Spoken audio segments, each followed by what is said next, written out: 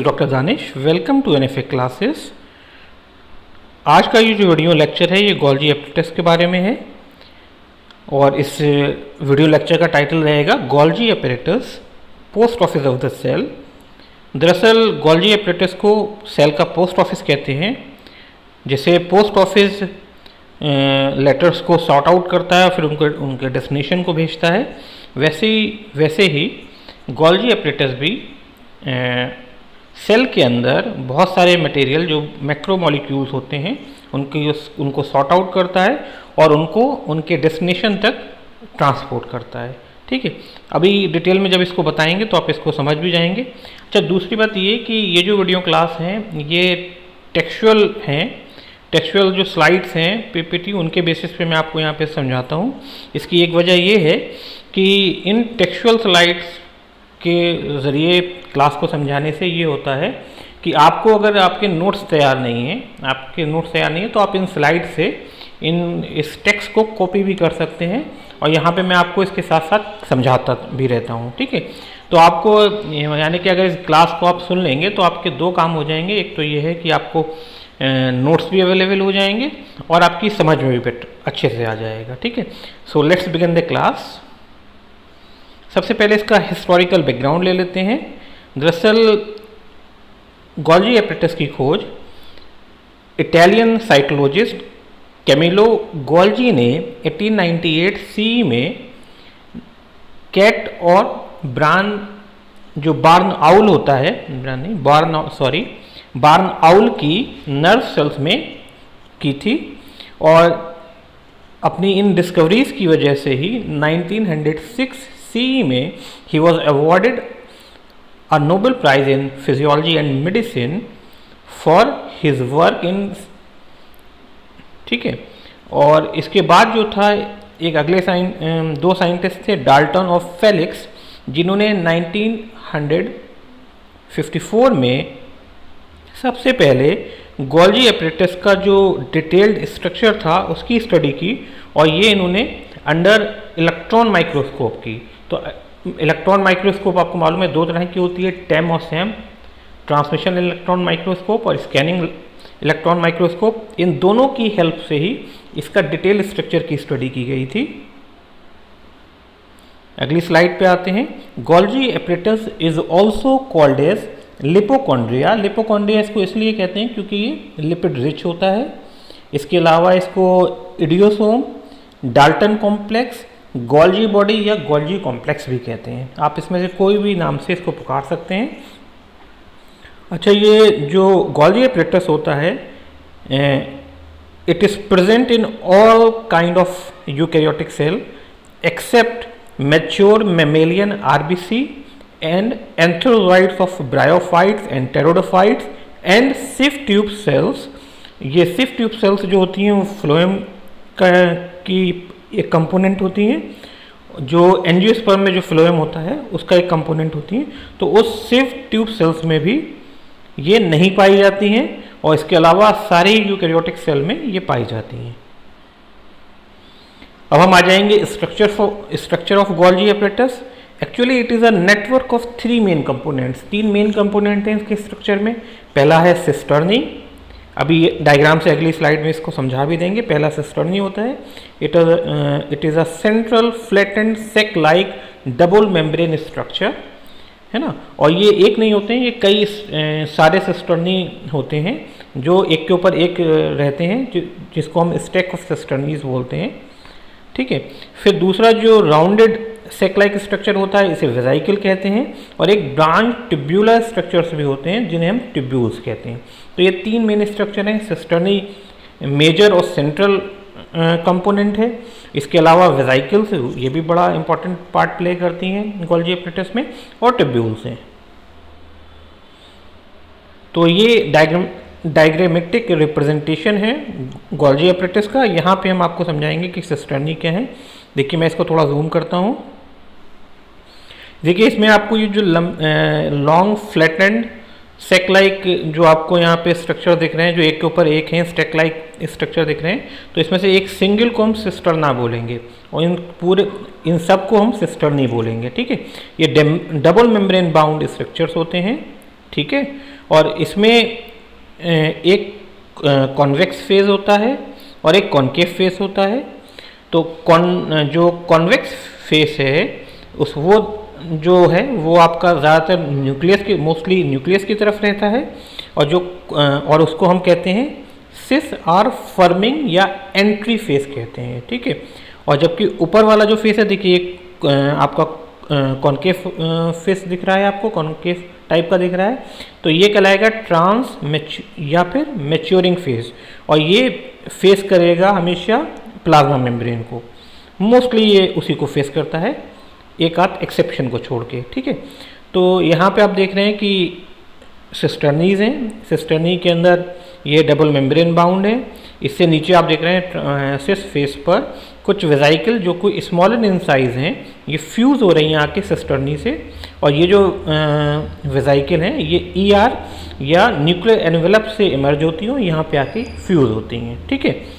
अब इसके ट्रांसफेस पे आ जाते हैं। ट्रांसफेस पे देखिए आप जो बड़ी बड़ी गोल राउंडेड वेजाइकल देख रहे हैं, ये लार्जर इन साइज हैं, साइज में लार्ज हैं, और ये जो हैं ये इमर्ज हो रही हैं, जो सबसे टॉप मोस्ट पे सिस्टर्नी है वहाँ से इमर्ज हो रही हैं, और ये इसके अंदर कुछ मटेरियल होगा, पैक्ड मटेरियल होगा, और ये या तो इंट्रासेलुलर ट्रांसपोर्ट में काम आएंगी या एक्स्ट्रा सेलुलर, ठीक है।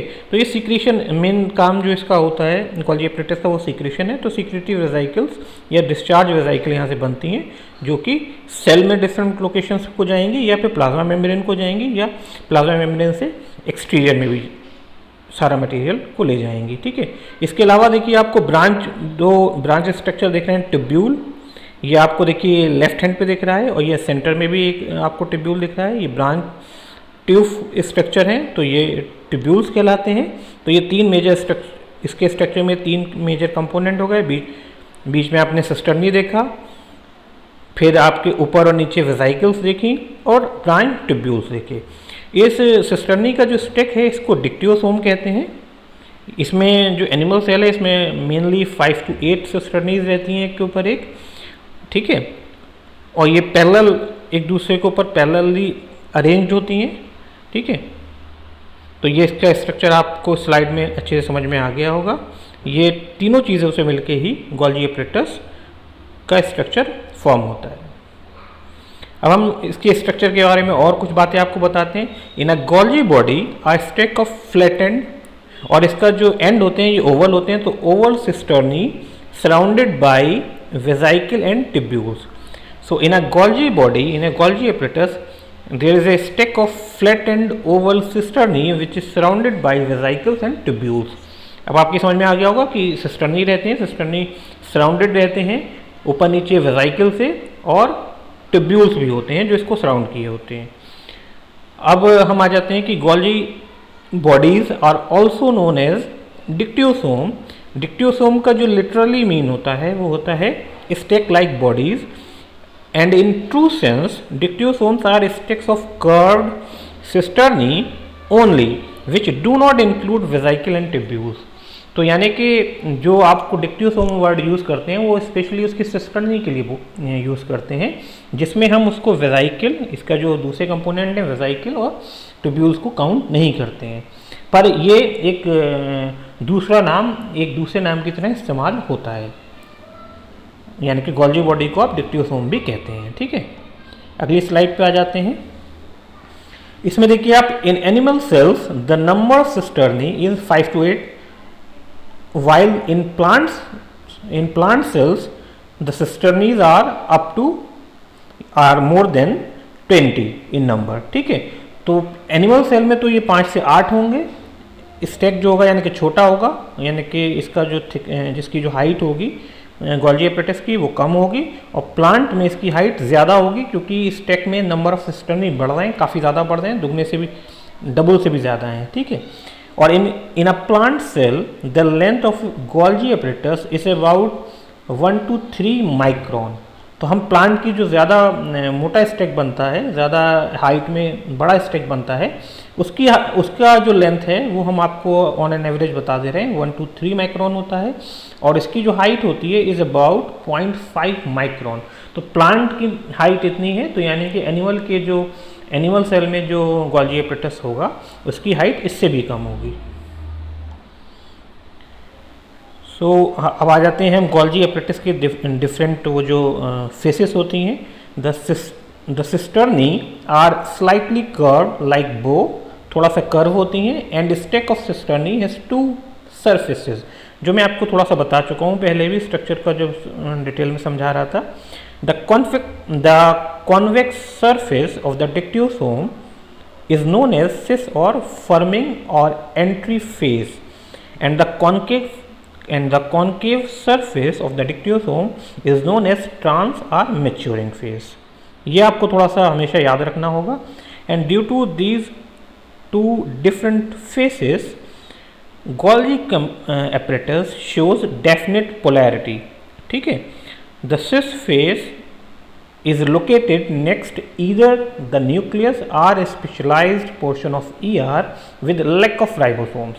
यानी कि सिस फेज जो फेस किए रहेगा वो लोकेटेड रहेगा, वो न्यूक्लियस की तरफ रहेगा, या फिर जो एंडोप्लाज्मिक रेटिकुलम है उसके एक स्पेशलाइज्ड पोर्शन जिसपे कि लैक ऑफ राइबोसोम्स हो उसकी तरफ फेस किए रहेगा। ठीक है, दूसरा जो है दूसरा जो फेज है ट्रांस फेज या मैच्योरिंग फेज है, it lies towards the plasma membrane. ये मोस्टली जो है वो प्लाज्मा मेम्ब्रेन ही की तरफ फेस किए रहता है, और इससे जो डिस्चार्ज वेजाइकल या सिक्रेटरी वेजाइकल निकलती हैं वो प्लाज्मा मेम्ब्रेन को जाती हैं या फिर इंट्रासेलुलर ट्रांसपोर्टेशन में यूज़ होती हैं। फिर हम आज अच्छा यहाँ पे एक जो एक्सेप्शन है वो आपको बता देता हूँ। In contrast to this, during the development of acrosome of sperm cells, the trans phase is towards the nucleus। यानी कि trans face normally plasma membrane की तरफ होता है, पर स्पर्म सेल्स में जब एक्रोसोम का डेवलपमेंट हो रहा होता है उस दौरान ये जो ट्रांस फेज है यानी कि वो न्यूक्लियस की तरफ आ जाता है, और ये एक्रोसोम की डिपोजिशन के लिए, उसके डेवलपमेंट के लिए ज़रूरी है। फिर हम इसके फंक्शंस पे आ जाते हैं। तो the major function secretion of material is the major function of a Golgi body. Golgi body का जो मेन फंक्शन है वो सिक्रीशन करना ही है। Therefore it is involve in packaging of secretory material. तो ये सिक्रेटरी वेजाइकल बनती हैं जिसे डिस्चार्ज वेजाइकल भी बोलते हैं, और इसमें जो डिफरेंट प्रोटीन्स, लिपिड्स या और बहुत सा मटेरियल जो ज़रूरत होती है अलग अलग ऑर्गेनेल्स को और प्लाज्मा मेम्ब्रेन को और एक्सटीरियर में जो जाने के लिए ज़रूरत होती है मटेरियल की, वो सिक्रीट होता है। ठीक है, अच्छा जो सिक्रेटरी वेजाइकल हैं ये स्पेशली जो लेके जाती हैं बाहर की तरफ, ये प्रोटीन और लिपिड्स को भी लेके जाती हैं। अब हम दूसरा जो इसका मेन फंक्शन है वो बता देते हैं। This is the processing of proteins. ठीक है, और ये जो प्रोसेसिंग होती है ये ग्लाइकोसाइलेशन इसमें हो सकता है, फॉस्फोराइलेशन हो सकता है प्रोटीन्स में। कौन सी प्रोटीन? जिन प्रोटीन का फॉर्मेशन हुआ है एंडोप्लाज्मिक रेटिकुलम में। अब ये एंडोप्लाज्मिक यानी कि जिन प्रोटीन्स का फॉर्मेशन हुआ है राइबोसोम्स में, और राइबोसोम्स में फॉर्मेशन होने के बाद ये ईआर की ल्यूमन में आ जाती हैं, और ईआर की ल्यूमन में आने के बाद इनको ट्रांसपोर्ट कर दिया जाता है वेजाइकल के थ्रू गोल्जी एपरेटस को। अब गोल्जी एपरेटस में आके इसमें प्रोसेसिंग होती है, यानी कि इसमें फर्दर प्रोसेसिंग होती है कि इसमें टैग लगता है, टैग मतलब कहाँ किस डेस्टिनेशन को जाना है।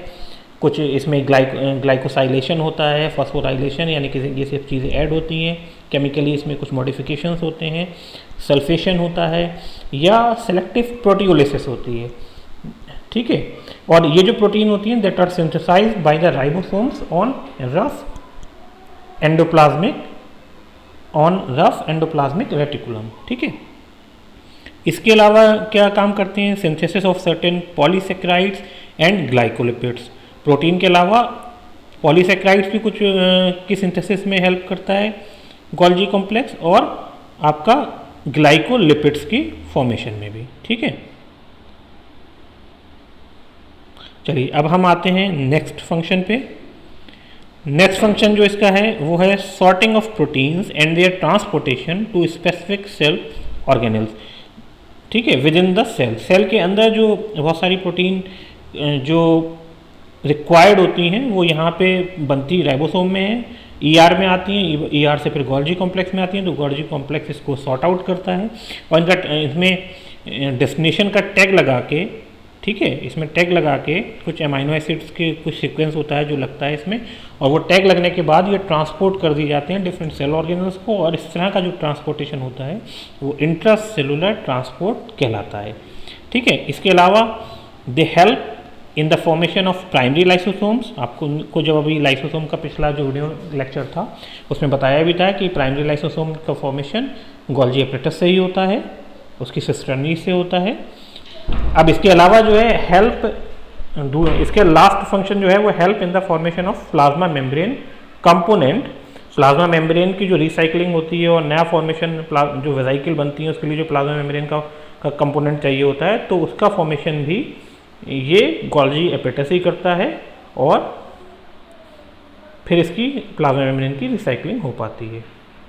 नेक्स्ट फंक्शन में क्या है, Golgi apparatus help in cell plate formation in plants.